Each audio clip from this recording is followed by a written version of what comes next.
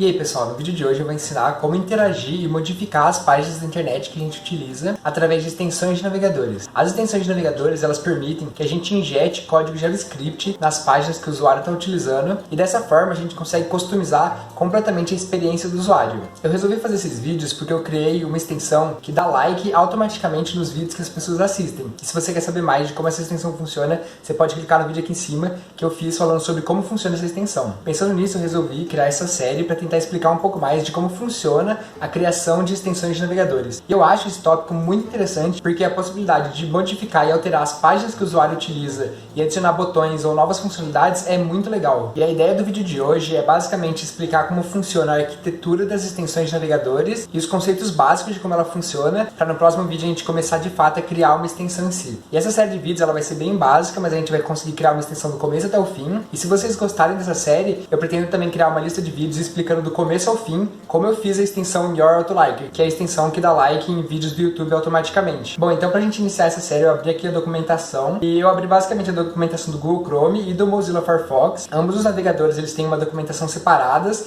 e para criar as extensões para cada um deles é um pouco diferente, mas tem como a gente criar uma compatibilidade entre eles. No meu caso, eu vou fazer focado no Google Chrome, porque é onde está a maioria dos usuários, e além disso, o Firefox ele tem um suporte ao desenvolvimento de extensões para Google Chrome. Então mesmo que a gente utilize a palavra-chave Chrome, por exemplo, o Firefox vai ser capaz de compreender na maioria dos casos. Então no nosso desenvolvimento a gente pode estar tanto utilizando a documentação do Google Chrome quanto a do Firefox. A primeira coisa que eu acho interessante a gente comentar é a anatomia das extensões. Então aqui na documentação do Firefox a gente pode ver nessa imagem como vai funcionar o esqueleto da nossa extensão. Então aqui a gente tem esse manifesto.json, que vai ser basicamente um arquivo que vai dar as descrições da sua extensão e também indicar quais são os outros arquivos que a sua extensão possui. E aqui a gente tem vários outros tipos de arquivos, que podem ser, por exemplo, background page ou content script. Bom, cada um desses tipos de arquivos, eles vão ter uma funcionalidade específica. Os arquivos mais importantes que a gente precisa ter em mente são os arquivos de background, que vão servir para a gente ter eventos como, por exemplo, no momento da instalação da extensão a gente pode gerar um evento, ou então, por exemplo, quando alguém adiciona um elemento aos bookmarks, a gente consegue verificar esse evento e fazer alguma ação em relação a isso.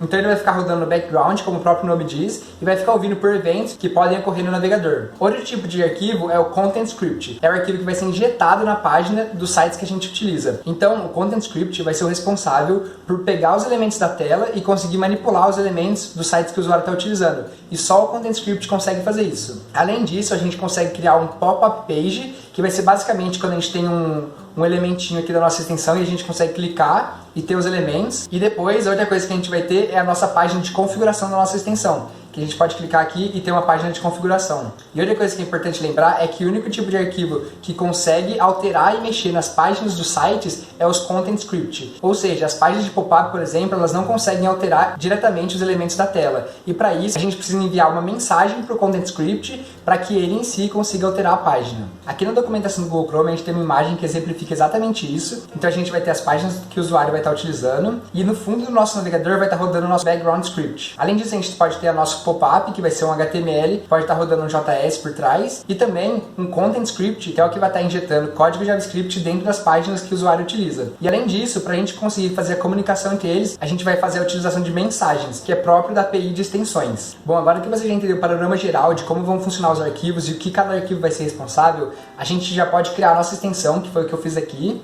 E a gente vai começar pelo nosso arquivo manifest.json. E é nele que a gente vai dar o nome da nossa extensão e também especificar quais são os arquivos dos nossos content script, do nosso background, da nossa página de pop-up e de configurações. E aqui a gente consegue definir qual é o arquivo que a gente vai estar utilizando como content script, por exemplo. Esse matches aqui, ele vai identificar quais sites esse content script vai rodar. Então a gente pode especificar um content script para rodar, por exemplo, só no YouTube e não em todos os sites. Porque esse código ele vai estar sendo injetado em todas as páginas que o usuário entrar. Então às vezes a gente quer especificar qual script vai rodar em qual site. Aqui na documentação do Firefox você tem uma lista das palavras-chave que a gente pode ter no manifest.json e a explicação de cada coisa. Então voltando aqui no nosso manifest, a gente vê também que a gente tem o nosso background script e aqui a gente tem a nossa página de opções, que vai ser as configurações da nossa extensão, e também a parte do nosso pop-up. Então aqui a gente já tem os arquivos criados e eu vou começar fazendo um exemplo bem básico só para a gente ver isso funcionando, para no próximo vídeo a gente já começar de fato com a nossa extensão em si. Como vocês viram aqui, a ideia que eu tive para a gente fazer no próximo vídeo é uma extensão que consegue alterar a velocidade de todos os vídeos que a gente está utilizando.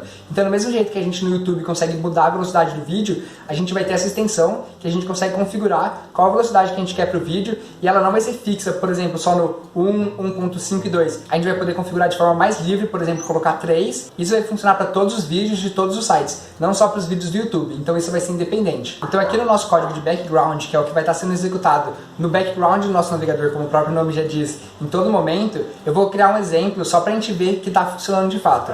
Esse exemplo que eu coloquei, ele está utilizando a API das extensões, e uma coisa sempre boa lembrar é que você sempre pode estar verificando esse tipo de código lá nas documentações, tanto do Chrome quanto do Firefox, porque muitos desses códigos é óbvio que é impossível você saber, então você tem que entrar lá e ver quais são os possíveis tipos de eventos que existem para você estar utilizando.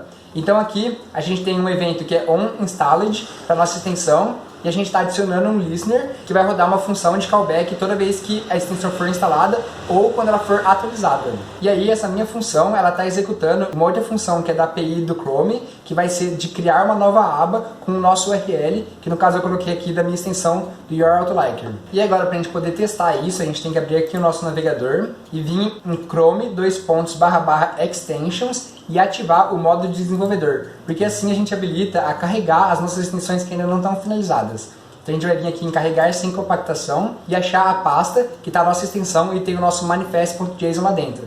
Então a gente vai clicar aqui em Open e vai ver que a nossa extensão foi carregada e instantaneamente o site da minha extensão já abriu. Isso porque a nossa extensão ativou o evento onInstalled. Então está aqui a nossa extensão funcionando. Agora vamos exemplificar um código no content.js. Esse código ele vai ser injetado nas páginas que o usuário está utilizando. Nesse caso, eu deixei aqui no manifest.json para ele dar match com todos os URLs. Então para todas as páginas esse código vai ser injetado.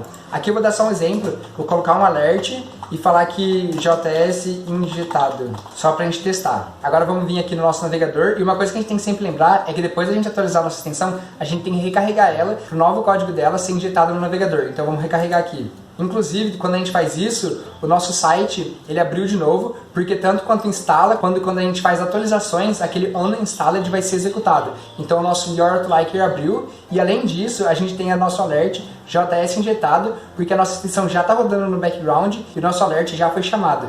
Então você pode ver que se eu recarregar a página, de novo, JS injetado, porque o nosso código está sendo injetado aqui no fundo. Aqui no pop-up, por exemplo, a gente pode ter uma página HTML que quando a pessoa clicar no ícone da nossa extensão, esse pop-up vai abrir. Então aqui eu vou criar um arquivo HTML bem básico e colocar aqui um texto e salvar, só para a gente verificar como isso funcionaria no nosso navegador.